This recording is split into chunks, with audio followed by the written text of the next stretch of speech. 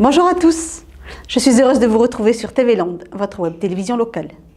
Tout d'abord, l'équipe de TV Land au complet se joint à moi pour vous adresser nos meilleurs vœux en cette nouvelle année 2014.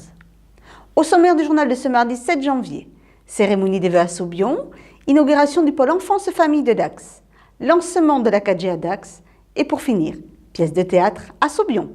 Il est de coutume pour la nouvelle année de souhaiter ses vœux et ce jusqu'à la fin de l'année. Les communes ne dérogent pas à cette tradition et c'est à Saubion que nous nous sommes rendus pour la première cérémonie. Je vous faisais part de ma profonde. Je vous souhaite à tous et à tous ceux qui vous sont chers une excellente année 2014, une très bonne santé et une parfaite réussite dans tous vos projets. La municipalité de Dax s'emploie à accueillir les jeunes enfants dans les meilleures conditions possibles. Après la crèche des girafes de la Dour ouverte en 2012, c'est au tour du nouveau pôle enfance-famille d'ouvrir ses portes sur Dax. Notre journaliste l'a visité fin décembre, quelques semaines avant son ouverture. Découvrons-le ensemble maintenant. Après 2 ans de travaux, le nouveau pôle enfance-famille, situé avenue Victor Hugo, est en cours de finition. Baptisé Nelson Mandela, il regroupe 6 services en un seul lieu. C'est le pôle enfance-famille Nelson Mandela, symbole fort d'accès aux droits, de réconciliation, de tolérance, d'ouverture aux autres.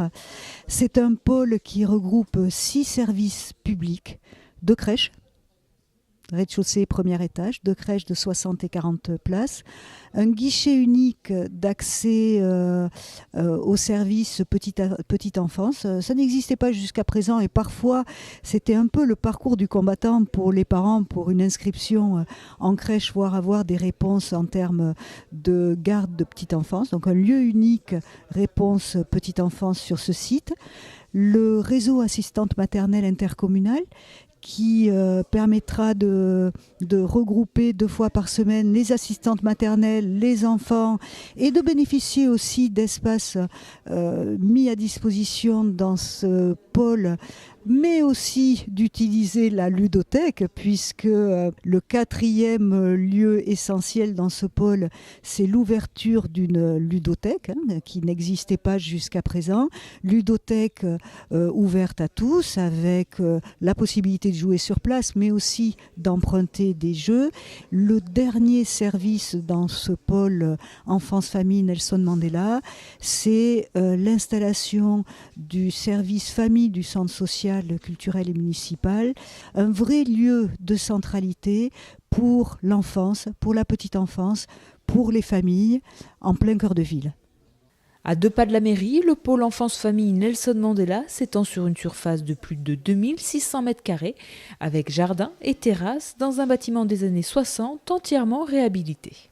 L'organisation du bâtiment, on a les crèches qui sont sur 2 niveaux et les autres services très publics accessibles sur le rez-de-chaussée, donc notamment le centre social et culturel.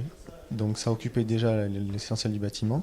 Et donc tout ce qui était un petit peu moins fréquenté par le public, les locaux du personnel et le RAMI, sont gérés au second. Voilà.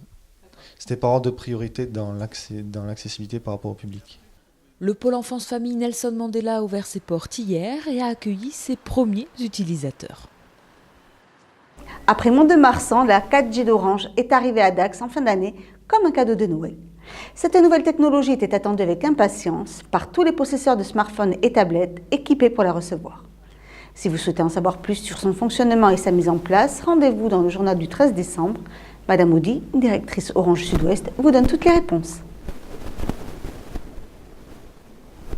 Retour à Saubion pour cette fin de journal avec le théâtre d'automne et une pièce hilarante intitulée « La chambre du ministre est au sous-sol ».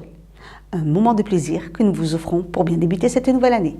Chaque année, nous organisons le théâtre d'automne et nous faisons appel en général à des bénévoles, à des amateurs qui nous présentent leur spectacle. Pour fidéliser le public, on a choisi cette saison-là parce que c'est une saison agréable pour justement s'enfermer dans les pièces chaudes et admirer et apprécier le théâtre. Cette troupe nous vient de Saint-Cric, près de Mont-de-Marsan. Ils habitent tous le même petit village.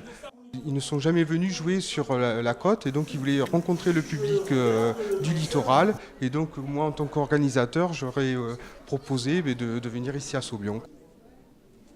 on se produit régulièrement, donc depuis quelques années déjà, sur tout le département ou même hors département. C'est une association, donc Saint-Cric-au-Délire, qui a été créée en 2006. Donc ça a été une volonté de certains Saint-Cricois dans le but de nous faire plaisir, de faire plaisir au public. C'est avec beaucoup d'humour que la troupe a présenté la pièce « La chambre du ministre est au sous-sol », une comédie en 2 actes. Le premier travail, en tout début de saison, c'est l'attribution des rôles. Il faut qu'on devienne le personnage. Et une fois qu'on a commencé à trouver ça, on peut commencer à travailler la pièce. Nous ne répétons qu'après le travail. Il faut vraiment avoir une grande envie et un grand amour du théâtre pour arriver à coordonner tout ça.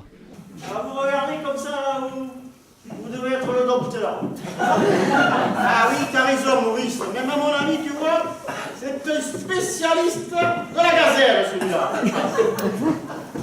Nous avons intégré les jeunes depuis 2008, donc c'est la force vive aussi de l'association. On a présenté la pièce de Régis Porté. En fait, c'est 3 femmes qui vont dans une agence de recherche de travail en fait, où elles vont être interrogées après, ensuite normalement par le PDG. Normalement c'est comme ça, mais là en fait le PDG c'est la secrétaire. Elle se fait passer pour la secrétaire et elle va découvrir que tout ce qu'on fait en fait c'est on triche. On triche pour essayer d'avoir le poste et elle va nous découvrir. Ah, il est même 2. On est un bon groupe, on s'entend toutes bien, donc déjà ça marche bien. De tous les âges, de tous les goûts, des personnages hauts en couleur qui ont eu leur effet sur le public. Donc on a entendu beaucoup de rires et ça nous met très à l'aise, oui. Voilà. On a besoin de ça pour pouvoir avancer. Et là, ce soir, on a vraiment senti que le public était là. Quoi.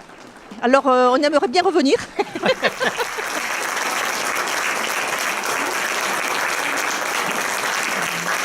Cette édition est maintenant terminée. Je vous remercie de nous avoir suivis aussi nombreux en 2013. Nous continuerons en 2014 à vous faire partager les actualités de notre région et nous vous réserverons quelques nouveautés.